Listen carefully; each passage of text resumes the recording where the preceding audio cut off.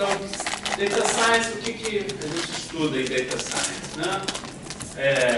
Como transformar dados, né? Que a gente viu o quanto hoje a geração de dados é uma coisa realmente que vai aumentar estupidamente com o uso de sensores, né? Como o Monino falou. Né? Então, a gente tem que transformar dados em informação, né?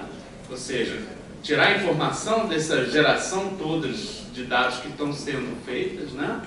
E com toda a expertise que a gente tem, né? Tirar dessas informações o quê? O conhecimento, né? Então, tudo aí é a busca por um conhecimento a partir dos dados, né? Só que para fazer isso de uma forma realmente eficiente, né? A gente vai fazer uso, né, de várias sub-áreas, né? Ou várias áreas, tanto da computação como de fora da computação, uma coisa extremamente multidisciplinar, né? Onde passa por estatística, algoritmos, mineração de dados, machine learning, mineração de processos, análise preditiva, banco de dados, sistemas distribuídos por causa do volume de dados que podem surgir, né? Visualização, que através da visualização a gente vai conseguir fazer interpretações mais rápidas, modelos de negócio, marketing, né? Comportamento social, e principalmente, né, uma coisa que tem que ser bastante discutida, né, isso aí é a importância também do núcleo que a gente formou com o Departamento de Direito, né, que passa pelo estudo da privacidade, né, e da ética, né. Então, isso todas essas pétalas, né, a gente vai, de uma certa forma, envolver aqui dentro com o conhecimento que a gente tem dentro desse programa de Challenge Based Learning. A gente vai passar por essas coisas indefinitivamente, né?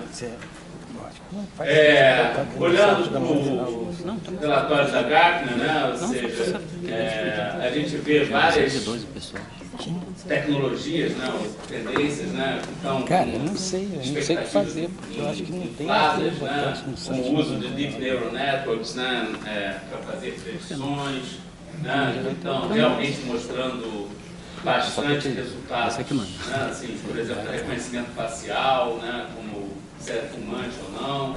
Então, isso são tecnologias, né, que a gente aqui domina de uma certa forma e que vai passar para vocês como é que a gente pode trabalhar com isso, né, para resolver problemas ligados diretamente à área de seguros, né. Tem também a parte de processamento de linguagem natural, para uso em sistemas conversacionais, para poder, de uma certa forma, como o André falou, poder dialogar melhor com o cliente, né. Então, são várias áreas que realmente podem, né, a gente, dentro de Data Science, né, ajudar nessa atuação, dessa criação de inovação em seguros, né. Também do relatório da Gartner, né, no final do ano passado, né, que mostra quais são as 9 áreas mais importantes que o CEO deviam estar olhando para se investir nos próximos anos, né.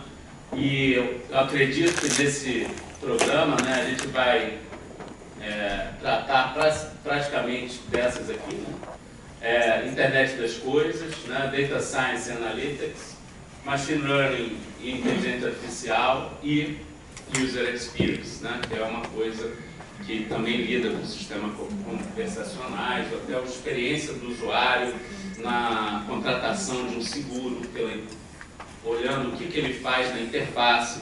Tudo isso são coisas importantes que podem ser trabalhadas, né? E que ajudariam muito a conhecer o cliente, né, através dessa experiência. Então, dentro do programa a gente vai mostrar, né, como que a gente lida com um projeto em Data Science, né, que vem da definição, começa com uma definição de qual pergunta eu quero responder, aí vai passar pela aquisição dos dados, o enriquecimento, armazenamento, a modelagem, a validação e, finalmente, a entrega como produto, como MVP de 3 em 3 meses, como mencionou o Google, né? Mas uma das tarefas mais importantes é a definição da tarefa. E isso a gente está com uma oportunidade bastante grande, porque a gente tem o quê? Né? O IRB, no geral, Eagle, né? Aqui para nos ajudar. Quais são as tarefas que nós queremos resolver ali ao longo de cada um dos ciclos. Bom, dado uma tarefa, dados os dados, né? Ou seja, como é que eu vou dar valor a eles, né? Então, a dificuldade, né, quando a gente faz uma parte de análise de dados, ela aumenta à medida que eu vou colocando o quê? Mais otimização dentro dela, dessa análise, né? E com isso eu vou dando o quê? Mais valor aos meus dados, né? Então, a gente pode dividir a parte de análise de dados em 4 grandes grupos. Análise descritiva, que simplesmente gostaria de responder o que aconteceu através dos dados. Análise diagnóstica, que está querendo responder por que aquilo ali aconteceu. Análise preditiva, ou seja, o que vai acontecer nos próximos anos. E análise prescritiva, ou seja, o que eu posso fazer para que aconteça algo ou não aconteça algo, né? Para me prevenir. Então, isso daqui é uma coisa bastante importante, a gente foca muito com os nossos alunos hoje, né? De andar nessa escada de valor que a gente chama aqui, né? Um exemplo bastante claro que eu sempre digo para os meus alunos, né, dessas diferentes análises, né, de dados, é o exemplo do Waze, né, onde o Waze mostra uma análise descritiva visual de como está o trânsito da cidade, botando as coisinhas como amarela, verde, vermelha, etc.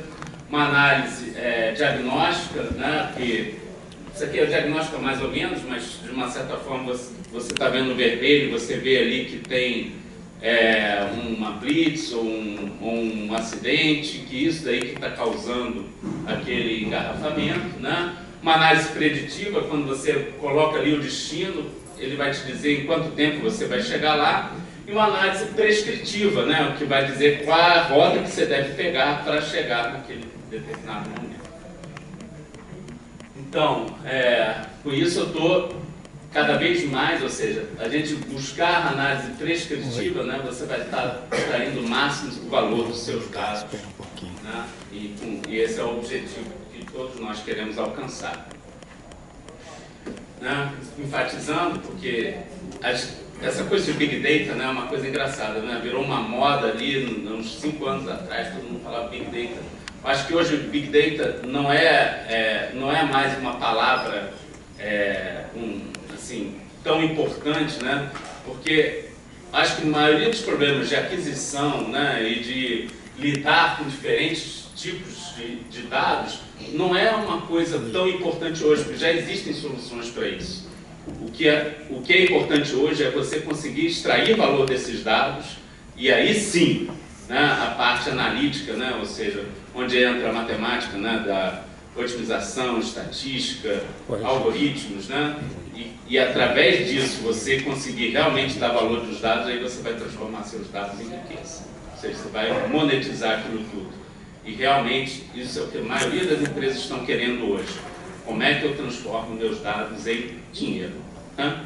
E por isso tem essa frase aí que é uma frase bastante comum, data is the new oil. Né? Então dados é um novo petróleo. E nosso grupo, né, de Data Science aqui do Departamento de Informática, a gente realmente acredita que nos dados, ou seja, essa é uma figura bastante interessante, né, que mostra os IPOs contra a evidência dos dados, né, uma brincadeirazinha, né, o que são os IPOs? São os Highest Paid Personal Opinions, né, os consultores extremamente caros, né, que falam assim, não, para essa direção que você tem que ir, mas tem toda a evidência de dados que também estão mostrando isso, ou estão dizendo que não é essa direção, é outra, né? Então, é um confronto hoje, né, da evidência dos dados contra os Higher Paid Personal Opinions. Né? Isso porque a maioria das empresas hoje, né, as grandes empresas hoje estão pensando realmente na transformação digital, e vocês viram isso nas duas palestras, né, que tivemos hoje, nas 3 palestras que tivemos hoje, né, tanto do Educação Geral quanto do I. Né. Transformação digital é um ponto bastante importante, e ela passa realmente, né, pelas coisas, pelos sistemas, pelos usuários, né, e por todo esse ecossistema de informação que existe. Né? Mas para fazer uso de tudo isso, precisa de uma inteligência. Essa inteligência estão fundamentadas em 2 coisas: nos dados e nas suas análises. Né? Então, mas quem que vai fazer isso? Né? São os cientistas de dados. Né? Então, uma coisa que é uma demanda extremamente grande, está todo mundo procurando cientistas de dados no mercado, né? Enquanto várias profissões estão com uma falta de empregos, né? De falta de oferta de empregos, a área de computação está bombando, está difícil hoje alguém conseguir bons cientistas de dados no mercado. Né? Porque vocês viram naquela rosácea, né? Requer um conhecimento bastante amplo, né? E a nossa intenção aqui, até o Departamento de Informática acabou de criar nesse ano, na pós-graduação, a área de concentração em ciência de dados. Né? E, então, isso aí é uma caricatura, né, que a professora Simone conseguiu, e eu acho ela extremamente bacana, porque ela faz uma caricatura bastante grande do que nós queremos como cientista de dados. Né? Ele tem que ter uma mente aberta, tem que ser criativo, tem que ter um poder analítico, tem que saber como fazer negócios, né? Tem que ter interesses humanos também, né? Saber trabalhar com ética, né? Com caráter. Né? Então, o que nós queremos formar aí são cientistas de dados.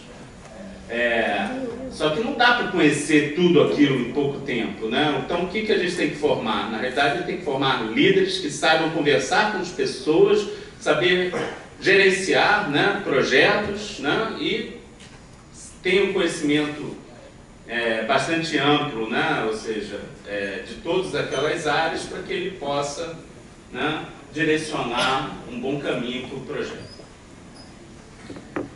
E tudo isso passa, né, por uma coisa que é falar a linguagem dos dados. Né? O Hugo estava falando aqui que, de manhã, né, que a pessoa vai ter que saber programar, né? Falar a linguagem de programação, como sendo a segunda língua. Né? Eu vou um pouquinho além da programação, ele tem que saber falar dados, né? Speak data. Né? Ou seja, onde numa empresa você tem processos, pessoas e tecnologia, o que vai rodar, o que vai entrar nesse meio todo é o quê? São os dados. Os dados vão ser um meio de comunicação entre todos esses pilares aqui de uma determinada empresa no futuro. Né? Então, todo mundo tem que saber falar dados. Os dados têm que poder ser comunicados dentro da empresa de uma maneira fácil. E todo mundo tem que saber o poder, né, da análise o quanto o poder da análise desses dados pode trazer de benefício para ela. E aí a gente toca em outro ponto, né, a privacidade, que também não foi combinado, juro por Deus, que a gente tem que saber tocar, que é a privacidade. Como o Molina falou, a gente está vivendo num momento em que somos sensoriados o tempo todo, né? Por quantas câmeras você foi filmado hoje vindo da tua casa para cá? Dezenas? Centenas? Não sei. Provavelmente mais do que dezenas, sim. Você saiu do teu prédio, já tem uma câmera, tem outra câmera do prédio vizinho, tem outra câmera no prédio de frente do outro lado da rua. Né? Então, a gente tem que saber, né, controlar a privacidade contra o quê? Poder dar valor aos seus dados. Né? Recetar hipóteses, adotar programas de privacidade, criar, né, a percepção, né, de que a privacidade pode ser monetizada. Né? Então, isso são coisas extremamente importantes que a gente vai ter que discutir aqui, principalmente quando se fala em seguros de vida, né? Que você está querendo saber informações sobre a sua vida. Bom, então, uma das abinhas lá, né, que em Data Science eu mencionei, era a mineração de processos, né? É uma área que também a gente tem interesse aqui e que eu acredito, né, que não somente, né, o estudo que a gente vai fazer de ir a campo, né, junto com os, por exemplo, os vendedores, né, observar o processo deles, etc., os corretores, a gente possa trazer, né, um poder de análise de dados sobre esses processos e também inovar nos próprios processos da empresa, né? Como juntando a área de Data Science com a área de Process Science, onde você vai tentar requer conhecimento de gerenciamento de processos, otimização, geração de cenários, etc., né? E a área de Process Mining, na realidade, ele está juntando a área de Data Science com a área de Process Science, né? E aí, com essa área, né, antes de falar um pouco sobre ela, né, eu poderia falar sobre refrasear essa frase, né, do Edward Deming, né, citar essa frase desse físico, né, que diz que se você não consegue escrever o que você está fazendo como um processo, você não sabe o que você está fazendo. Então, a área de Process Mining, ela pega um log de atividades, transforma e consegue arrancar desse log um processo, um modelo de um processo. Um modelo de processo eu consigo gerar esse log de atividades, essa sequência de atividades. E aí, com um processo e uma sequência de atividades, eu consigo melhorar, diagnosticar, recomendar, né, novas atividades, né, novos modelos, né, novos processos. Então, são divididos em 3 áreas. De um log de eventos eu consigo obter um modelo, de um modelo e um log de eventos eu consigo fazer um diagnóstico, daí vem aquela coisa de análise diagnóstica, né? E de um modelo e de um log de eventos eu consigo otimizar e gerar um novo modelo, né? E aí aqui, por que eu estou falando isso? Porque a gente adotou, né, nos cursos de pós-graduação, não somente nesse programa de inovação tecnológica, também a metodologia Challenge-Based Learning. Aí no semestre passado, na disciplina de Process Mining, que foi dado pela primeira vez, né, nós concorremos a um challenge mundial, né, na área que se chama Business Process Intelligence Challenge 2017, onde o objetivo era minerar um processo de aplicação de um empréstimo online de um banco holandês, né? Então, Stairway to Value, se lembra daquela escadinha, né? Análise descritiva, diagnóstica, preditiva e prescritiva? Foi isso que a gente tentou subir na escada de valor, né? E aí, na mineração desse processo, o que acontecia, né? Você olhava para o processo online de empréstimo. Por que eu estou falando isso, né? Porque a gente tem ferramentas online. Nessas ferramentas online, né? O que está precisando melhorar nela? E essas foram as perguntas do banco. E aí a gente conseguiu responder essas 4 perguntas que o banco fazia, ainda fazia outras recomendações, e acabamos ganhando nesse ano, né, esse desafio mundial, né? E foi um trabalho bastante importante. Vários alunos que estão aí, né, que participaram aí desse objetivo aí junto comigo. Então, aqui é um outro exemplo de aplicação, né, de Process Mining. Aqui eu vou mostrar, se funcionar aqui, né,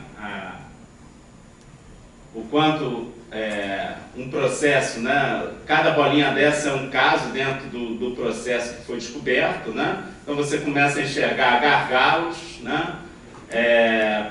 Cada caixinha dessa é uma atividade do processo, essa atividade passa para uma outra, né? Então você vê o quanto determinadas atividades começa a engargalar o processo como um todo, e aí um processo, né, ou seja, uma metodologia tecnológica poderia, por exemplo, melhorar certos gargalos que existem, né?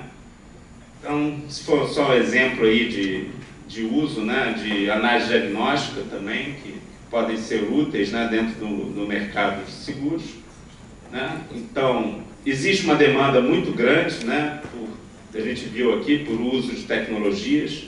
Por outro lado, existe uma oferta muito grande de ferramentas que podem ajudar a gente, né, dentro desse contexto.